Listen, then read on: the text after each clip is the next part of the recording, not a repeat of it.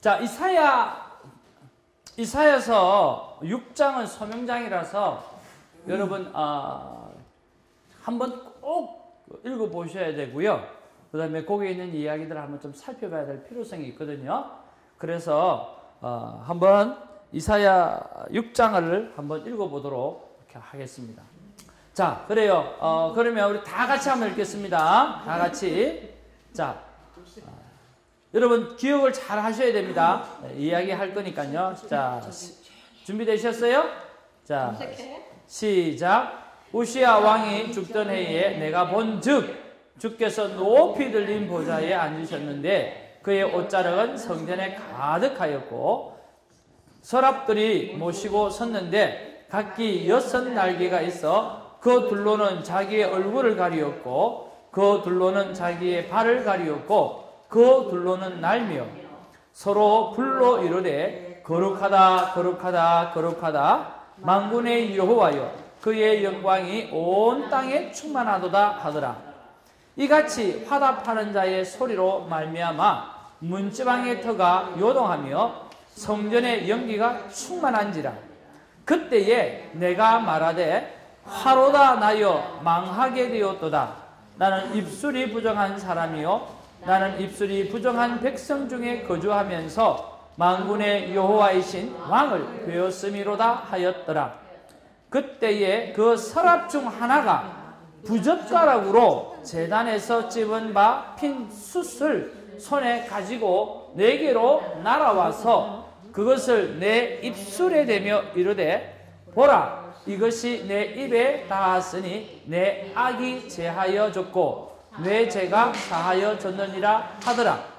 내가 또 주의 목소리를 들으니 주께서 이르시되 내가 누구를 보내며 누가 우리를 위하여 갈꼬 하시니 그때에 내가 이르되 내가 여기 있나이다 나를 보내소서 하였더니 그래서 이르시되 가서 이 백성에게 이르기를 너희가 듣기는 들어도 깨닫지 못하실 것이요 보기는 보아도 알지 못하리라 하여 이 백성의 마음을 둔하게 하며 그들의 귀가 막히고 그들의 눈이 감기게 하라 염려하건대 그들이 눈으로 보고 귀로 듣고 마음으로 깨닫고 다시 돌아와 고침을 받을까 하노라 하시기로 내가 이르되 주여 어느 때까지니까 하였더니 주께서 대답하시되 성읍들은 황폐하여 주민이 없으며 가옥들에게는 사람이 없고 이 토지는 황폐하게 되며 여호와께서 사람들을 멀리 옮기셔서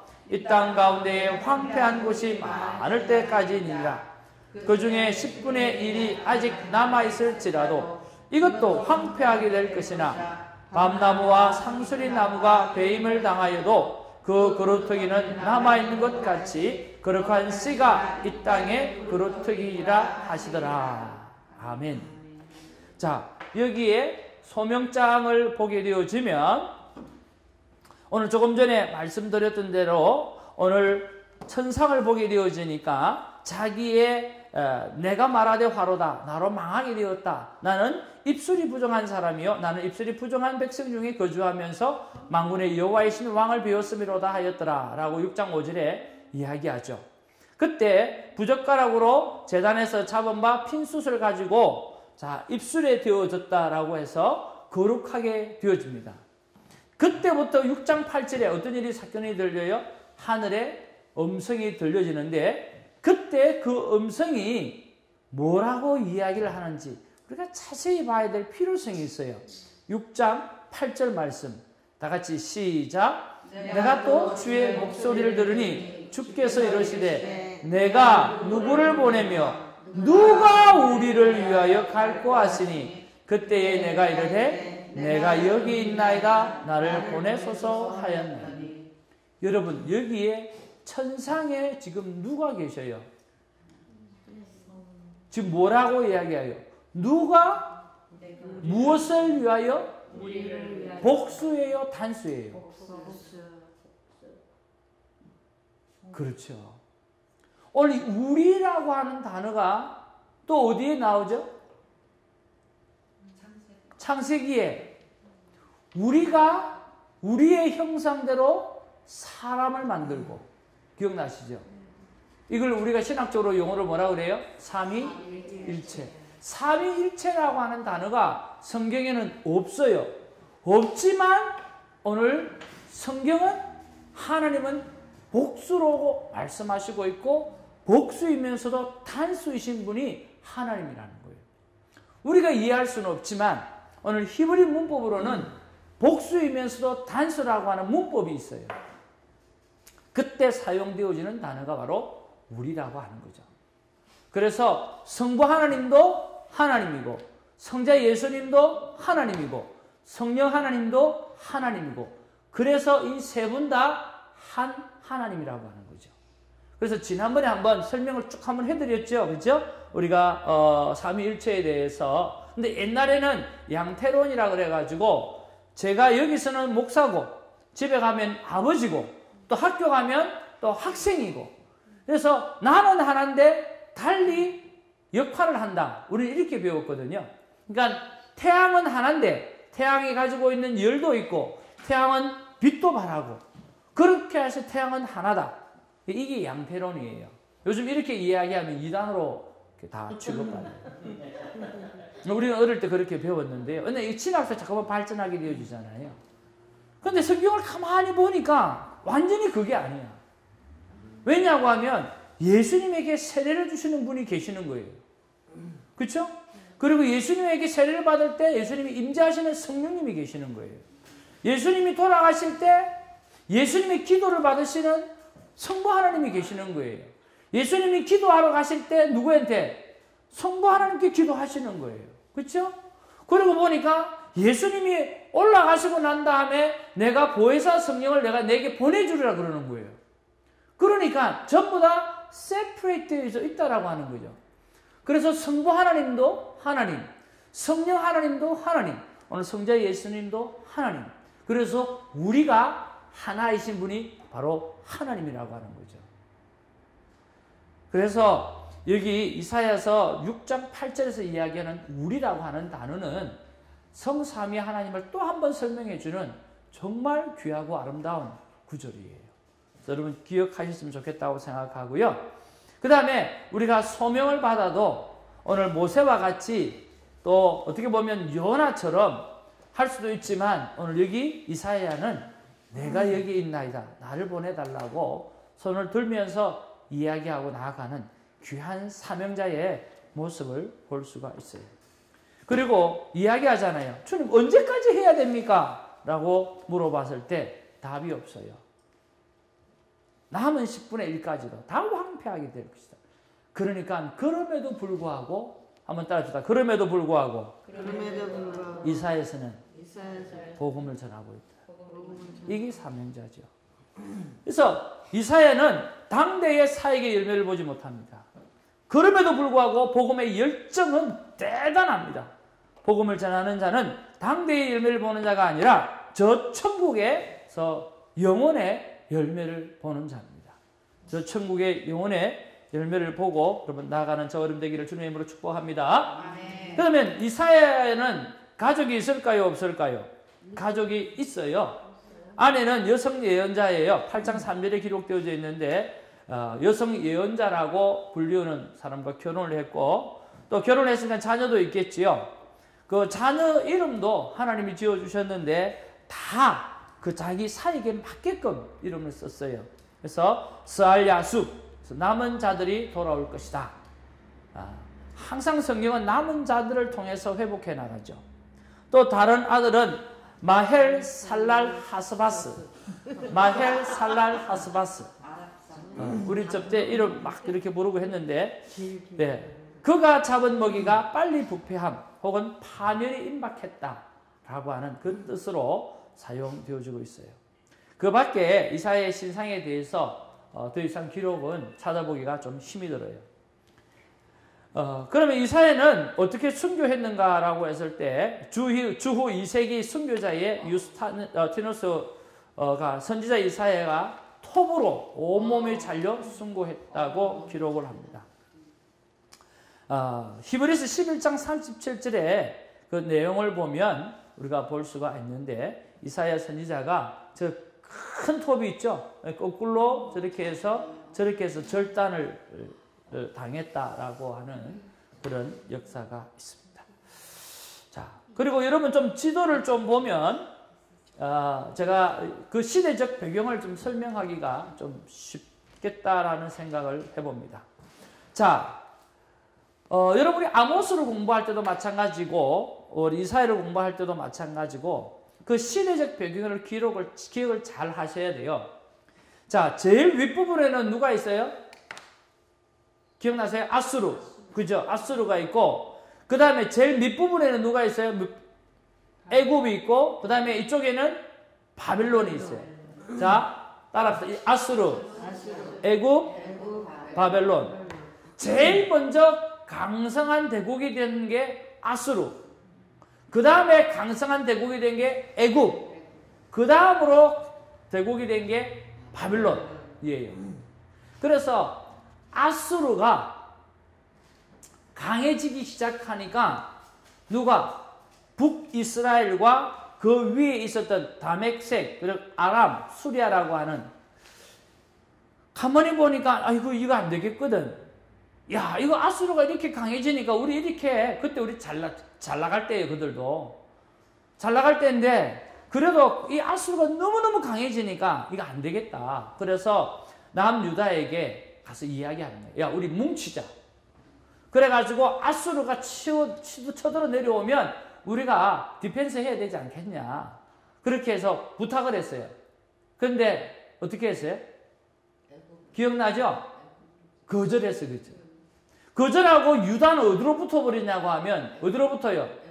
아니요. 유다는 어디로 붙어버렸냐고 하면 아수르한테 붙어버리는 거예요.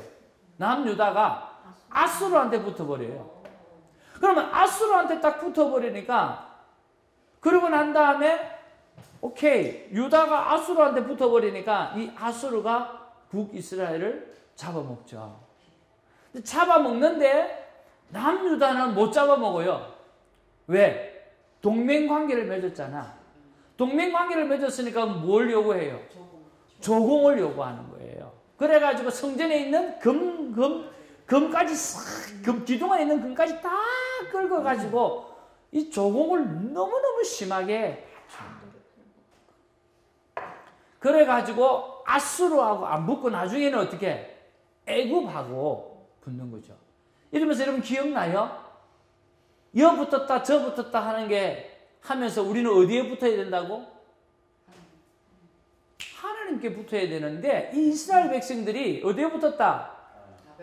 아수르에 붙었다가 애굽에 붙었다가 그러니까 이 성경 시대적인 상황이 이야기하면 하나님의 백성은 하나님에게 붙어 살아야 되는데 왜 세상을 바라보고 힘있는 권력을 붙느냐라고 하는 거죠. 하나님이 살아계신데 눈은 뜨고 살아계신데 우리도 마찬가지죠. 상황을 바라보면 상황을 바라보고 이쪽에 붙었다 저쪽에 붙었다 해야 돼서는 안 된다는 거죠. 어디에 붙어야 돼요? 우리는 추나 깨나 하나님께 붙어야 돼요. 그러면 하나님이 해결하시는 거죠. 아멘? 그게 믿음의 사람이죠. 그런데 이스라엘 백성들은요 그렇지 않잖아요. 그러니까 맨날 당하는 거죠. 자, 그렇게 해서 나중에 또 어떻게 돼요? 오늘 이 남유다가 이 그렇게 강하게 사용했던 아수르의 수도가 어디예요? 어머머. 니네에 기억 안 나세요? 우리 요나서 할 때 니네 공부했잖아요. 그죠? 그래서 이 니네에서 요나 할 때 그 박넝쿨 이야기도 하고 다 했잖아요. 그죠? 너무너무 여러분 사랑해요. 잊어버리시니까 내가 또 이야기할 수 있잖아요. 너무너무 감사해요. 뭐 한 번 말하는데 다 알면 또 다음에 말 못하잖아요. 너무너무 감사해요. 여러분 많이 잊어버리세요. 근데 하나님 한 번만 붙잡으시길 바랍니다. 그러니까 이제 이 아수르가 그렇게 하나님 앞에 쓰임 받아가지고 이 북이스라엘을 치게 되어주죠. 그렇죠? 그런데 이 아수르가 하나님에게 쓰임 받은 줄도 모르고 계속 악을 너무 많이 행하니까 하나님이 또 누구를 들어서? 바벨론을 들어서 이 아수르를 쳐버리는 거예요. 그죠? 바벨론을 통해서 이 아수르를 쳐버리고 또 이 바벨론이 누구를? 남유다를 쳐서 포로로 잡혀가게 되어지죠. 그래서 남북 왕국 시대가 지나가게 되어지고 무슨 세대가 되어지죠? 포로기 시대로 들어가게 되어지는 거죠. 그러니까 포로기 시대에 또 나오는 사람이 누구예요?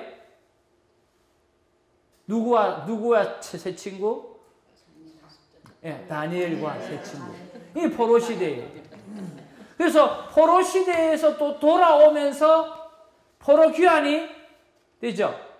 학사 에스라 또 누구? 포로 귀환 돌아오면서 느헤미야. 이런 이야기가 포로 시기에서 오늘 1차, 2차, 3차 돌아오면서 세워지는 것들이 바로 포로 귀환 시대에 일어나는 이야기들이에요. 그래서 여러분 그 지도를 보면서 아수르, 그 다음에 중간에 이스라엘, 그 다음에 애굽, 그 다음에 바벨론, 이게 맞다, 이렇게 그림이 돌아가는 거지 하고 여러분 이해를 좀 해주시면 좋겠어요. 자, 이제 이 이야기를 듣고 우리가 한번 정리를 좀 해보면 더 쉽게 이해할 수 있을 것 같아요. 우리 1번 한번 읽어보겠습니다. 시작. 당시 강대국은 아수르와 애굽인데 아수르가 더 강했다. 바벨론은 아직 강성하지 못했다. 두 번째, 시작. 아람, 다멕색, 북이스라엘이 유다왕 아하스에게 동맹을 요구했다. 노하고 또 아수르와 친화하게 되어졌고 동맹의 결과로 노예, 속국, 조공을 바치고 또 마음을 바꾸어 애굽을 또 의지하게 되어졌다. 그래봤자 그죠? 멸망하게 되어지죠. 그 다음에 3번 이사야 선지자의 호소 7장 2절에 보니까 다윗의 집, 그리고 하나님이 다윗에게 주신 약속을 기억해야 하는데 하나님을 기억하지 못하죠. 그래서 하나님만 의지할 것에 대해서 이야기하고 있고, 그 다음에 4번의 이야기는 뭐냐고 하면 이사야 36장 39장에 있는 아수르 왕 산헤립이 이제 침공을 하게 되어집니다. 근데 협박 편지도 하게 되어지고, 그걸 보니까 이사야 선지자가 보니까 하나님을 조롱하는 내용이 너무 많거든요. 그래가지고 이제 열받은 거죠. 그리고 그 편지를 들고 가가지고 이제 하나님 할례 받지 않는 이 이방인들이 하나님을 조롱합니다. 하나님 역사해달라고 막 기도하죠. 그랬을 때 어떤 일이 일어납니까? 하룻밤에 이 사람들이, 군인들이 18만 5천 명이 자고 일어나니까 다 죽어 있는 거예요. 그래서 이 산헤립 왕이 아수르의 왕이었던 산헤립 왕이 이제 돌아가게 되어주죠. 돌아가서 그때 역사가 하던 이야기가, 이거는 역사가 거짓말이다. 그때 아수르가 어떤 나라인데 지고 간다? 이건 말도 안 된다. 그런데 유물이 발견되어진 거예요. 큰 비석이 발견되어지는데 그 돌비석에 역사적인 기록이 나와 있는데 이 산헤립 기록이 나와 있는 거예요. 성경에 있는 말씀하고 똑같이 딱 되어요. 그리고 산헤립이 돌아가서 자기가 성전에 있다가 나중에 자기 자식에게 칼 맞아 죽어요. 그래서 하나님을 조롱한 자가 그렇게 되어지죠. 그래서 그런 이야기가 또 이사야 36장 39장에 그렇게 있게 되어지고요. 그 다음에 이제 이것을 보면 하나 우리가 이해할 수 있는 게 여러분 기억날 거예요. 신약에 보면 그 사마리아 여인들이 굉장히 사마리아 사람을 서러움 받잖아요. 왜 서러움을 받아요? 남유다가 멸망하기 전에, 북이스라엘이 멸망하기 전에 이제 아수르에 의해서 멸망했죠. 멸망하게 됐으니까 아수르가 자기네들이 썼던 바로 방법이 뭐냐고 하면 이 피를 섞어가지고 혼혈을 시켜가지고 희석시켜버리는 거예요. 그래서 혼혈화를 막 만들기 시작해요. 그죠? 그래서 북이스라엘의 수도가 어디였죠? 사마리아. 그래서 그때 혼혈아들이 굉장히 많이 나오게 되어지는 거죠. 그래서 이스라엘 백성은 chosen people, 선택된 백성이라고 하는 그런 것들이 굉장히 강한데 오늘 이 아수르 이방 사람과 섞여져 있는 이 사마리아 사람들, 이것을 괴 취급을 하거나 아주 천하게 취급을 하게 되어졌죠. 그래서 예수님 시대에 오늘 사마리아가 있으면 사마리아를 바로 지나가지 않고 둘러서 그렇게 가게 되어지는 그 역사적인 이야기가 바로 아수르에 의해서 북이스라엘이 함락되어지고, 그리고 거기서 그 아수르의 정책에 의해서, 혼혈 정책에 의해서 그렇게 되어져서 사마리아가 그렇게 되어졌고, 신약시대에 와서 사람들은 그만큼 사마리아 사람을 싫어하는 그런 일이 그때 일어나게 되어졌다라고 하는 이야기를 우리가 알 수가 있습니다. 자, 그러면 이제는 이사야서의 구성이에요. 자, 성경 66권, 그죠? 이사야도 몇 장? 66장. 똑같아요. 구약 39권, 신약도 전반부 39권, 그 다음에 후반부 27장. 똑같아요. 이사야의 전반부는요, 구약 39권과 비교되는 거예요. 이스라엘과 유다, 그리고 이방을 향한 책망과 장차 이들에게 임할 심판이에요. 그 다음에 후반부는요, 하나님의 위로와 하나님의 백성의 소망이 기록되어져 있다라고 하는 거죠. 특별히 바벨론, 그들을 무찔렀던, 바로 망하게 했던 그 바벨론도 망하게 되어질 것이고, 하나님께서 끝까지 책임져 세우시겠다라고 하는 그것이죠. 그 이야기가 주로 어디 이후에 예수 그리스도를 가장 많이 표현하고 있는 그 53장 그 앞뒤로 그런 희망과 메시지가 일어나는 부분에서 비슷한 거죠. 자, 유다가 바벨론의 포로 상태에서 해방되고, 같이 한번 읽어보겠습니다. 시작. 유다가 바벨론의 포로 상태에서 해방되고 이스라엘이 메시아를 통하여 구원되고 마지막 때에 새롭게 된 이스라엘이 새 하늘과 새 땅에서 영원한 삶을 누린다. 신약의 중심이 메시아의 고난을 통한 인간의 구원인 것처럼 후반부 40장에서 66장의 위치상 가운데인 53장이 바로 메시아의 고난을 예견하고 있고, 뒤이어 그를 통한 구원이 기록되어 있다. 54장부터 57장까지의 내용이 그 내용입니다. 그리고 이사야서 내용 분해가 이렇게 쭉 되어져 있고요. 56장에서 66장까지는 종말에 대한 소망의 말씀이 기록되어져 있고, 그래서 마지막으로 가장 중요한 이사야의 묵상 포인트. 첫 번째는 이사야서를 묵상하면서 세상이든 개인이든 여호와 하나님은 무엇이다? 구원이다. 그래서 이쪽 저쪽으로 붙지 말고 하나님의 말씀을 붙잡고 하나님이 원하시는 삶을 살아드리는 그러한 귀한 영혼들이 되기를 주님의 이름으로 축복을 드립니다. 자, 두 번째로 읽어보죠. 시작. 상황을 의지하지 말라. 어떤 경우라도 하나님만 의지하라. 자, 3번 시작. 소명자는 오직 복음만을 전하고 당대의 열매보다는 영혼의 열매를 구하라. 4번 죄, 심판, 회복의 사이클을 보면서 매일매일 죄의 자리에 들어가지 말라. 5번 지도자의 자리나 행위는 너무너무 중요하다. 도산 안창호의 말을 제가 잘 이렇게 기억하는데 참 귀한 분이잖아요. 여기 도산 안창호 그게 있지요. 어디 쪽에 있노? 그 도산 안창호 태어났던 곳. 다운타운 어디, 아니 가까운데 어디 있는 모양이던데. 그래서 도산 안창호 선생님이 그 말씀을 하셨어요. 이 땅에 지도자가 없느냐? 그러면 바로 너가 지도자가 되라. 그러니까 우리는 사실은 이 땅에 지도자가 없다고 어떻게 보면 개탄을 합니다. 근데 우리가 지도자가 되어야 되죠. 우리가 하나님 저 여기 있습니다. 저를 사용해 주옵소서.